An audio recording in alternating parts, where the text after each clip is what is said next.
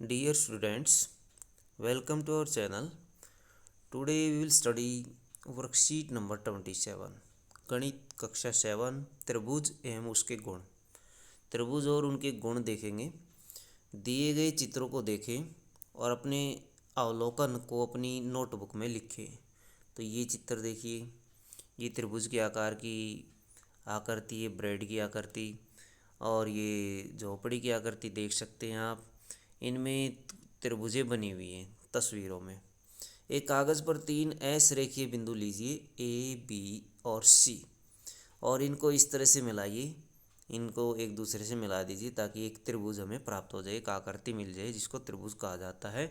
ये 3 रेखाखंडों से घिरी हुई एक बंद आकृति होती है तथा इसे त्रिभुज कहा जाता है। एक 3 रेखाखंडों से घिरी हुई एक रेखाखंड आकृति जो है उसको त्रिभुज कहते हैं। भुजाएं जिसकी ए, बी, बी, सी और सी ए हैं। 3 इसकी भुजाएं हैं जो दी हैं इन्होंने, ए, बी, बी, सी और सी ए। सिरस इसके ए, बी और सी होंगे। 3 सिरस होंगे, 3 कोण होंगे। कोण ए या कोण बी ए सी लिख सकते हैं इसको। अब देखिए कोण कैसे राइट किए जाते। ऊपर वाला ये कोण ए है, या फिर इसको लिखा जाता है बी ए सी। जिस कोण को लिखना होता है उसको बीच में लिया जाता है, तो कोण बी ए सी। अब देखिए ए को लिखना है तो ए बीच में है। अब कोण बी को लिखना है तो कोण बी बीच में है, ए बी सी लिख सकते हैं इसको। सी ए बी भी लिखा जा सकता है, सी बी ए भी लिखा जा सकता है, ऐसे भी लिख सकते हैं सी बी ए। हमें बीच में लेना होता है। हम इस कोण सी को कैसे लिखेंगे, बी सी ए या ए सी बी, ऐसे भी राइट कर सकते हैं।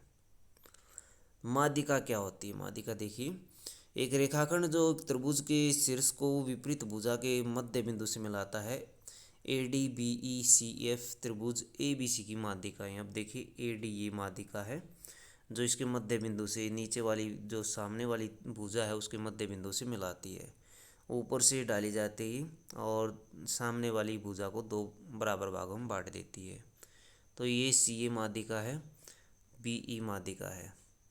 तो ये माध्यिका है। शीर्षलंब क्या होता है? किसी त्रिभुज के शीर्ष से उसकी सम्मुख भुजा पर लंबवत रेखाखंड को त्रिभुज का शीर्षलंब कहा जाता है। शीर्ष से डाला गया जो लंब होता है 90 डिग्री का कोण बनाता है, ये 90 डिग्री का, तो इसे शीर्षलंब कहा जाता है। तो यहाँ 3 शीर्षलंब दिखाए गए हैं, तीनों शीर्षों से डाले गए हैं 3 शीर्षलंब। आइए कुछ क्वेश्चन करते हैं। त्रिभुज पी क्यू आर दी गई है, ये त्रिभुज है। भुजा क्यू आर का मध्य बिंदु डी है, तो ये इसका क्यू आर का जो मध्य बिंदु है वो डी है, ये मध्य बिंदु है डी। पी एम क्या है? पी एम देखिए क्या है, पी एम एक शीर्षलंब है, तो यहाँ आप लिखेंगे शीर्षलंब। पी डी क्या है? पी डी एक माध्यिका है, माध्यिका, तो ये माध्यिका है। फिर उसके बाद पार्ट नंबर 3 है, क्या क्यू एम एम आर के बराबर है? क्यू एम एम आर के बराबर है? ये इसके बराबर नहीं, क्योंकि ये माध्यिका नहीं, ये लंबसम द्विभाजक व शीर्षलंब है, नहीं नहीं। कोण पी एम आर किसके बराबर है? कोण पी एम आर पूछा गया है, पी एम आर, ये वाला कोण बराबर है कोण पी एम क्यू के। ये 90 का है तो इधर वाला भी 90 का हो जाएगा, क्योंकि ये पी एम जो है शीर्षलंब है और शीर्षलंब एक तरफ 90 डिग्री का कोण बनाएगा तो दूसरी तरफ भी 90 डिग्री का कोण बनेगा। भुजा पी क्यू के सम्मुख कोण का नाम बताइए। भुजा पी क्यू हमारे पास है, ये पी क्यू है, इसके सम्मुख जो कोण बना हुआ है पी क्यू, त्रिभुज के अंदर देखें तो पी आर क्यू बना हुआ है, कोण पी आर क्यू, ये कोण बना हुआ है। नीचे दिए गए त्रिभुजों को खींचिए, इनकी माध्यिका और शीर्षलंब को भी बताइए। एक समबाहु त्रिभुज हम बनाएंगे, तो समबाहु त्रिभुज जिसकी सारी भुजाएं बराबर होती हैं, ए बी सी, हमने कोई समबाहु त्रिभुज बनाया जिसकी सभी की सभी भुजाएं बराबर है। ऐसे डंडा लगा दीजिए एक सिंगल, जिससे पता लग जाएगा कि सभी भुजाएं बराबर हैं।